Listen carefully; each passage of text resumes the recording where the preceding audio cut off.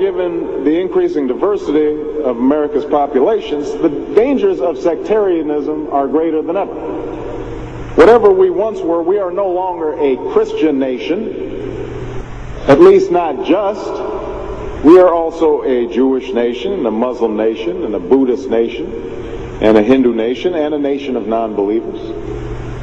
And even if we did have only Christians in our midst, if we expelled every non-Christian from the United States of America, whose Christianity would we teach in the schools?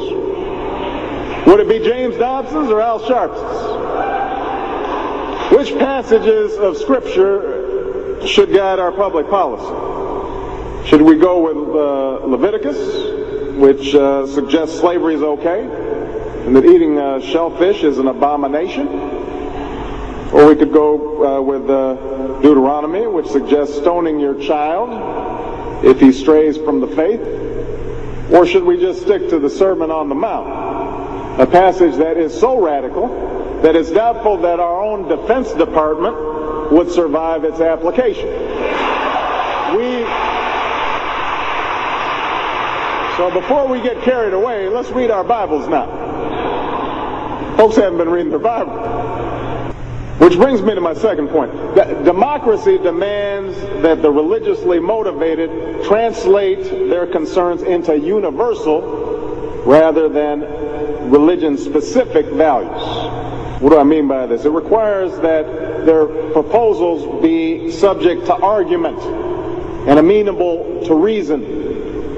Now, I may be opposed to abortion for religious reasons, to take one example, but if I seek to pass a law banning the practice, I can't simply point to the teachings of my church or evoke God's will. I have to explain why abortion violates some principle that is accessible to people of all faiths, including those with no faith at all. Now, this is going to be difficult for some who believe in the inerrancy of the Bible, as many evangelicals do. But in a pluralistic society, we have no choice.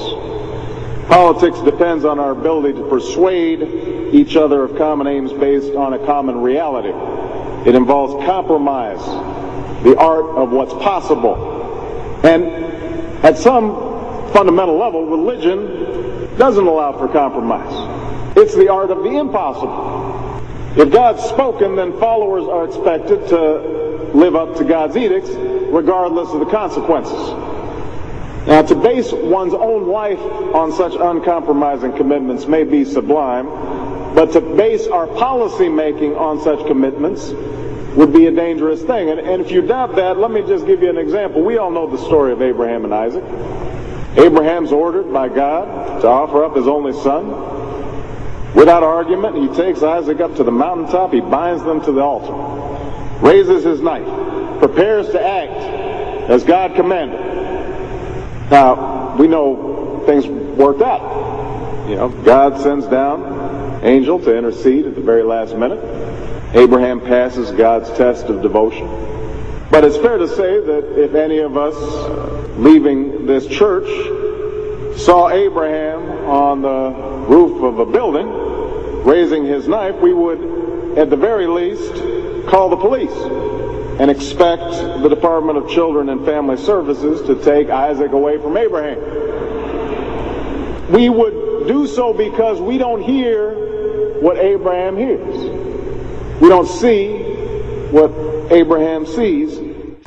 And so the best we can do is act in accordance with those things that we all see and that we all hear, be it common laws or basic reason.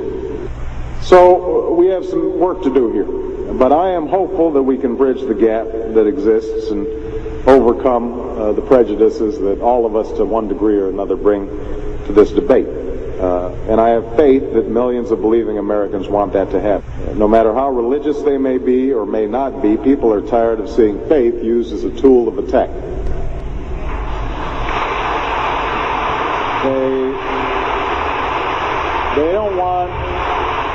They don't want faith used to belittle or to divide, because in the end, that's not how they think about faith in their own lives.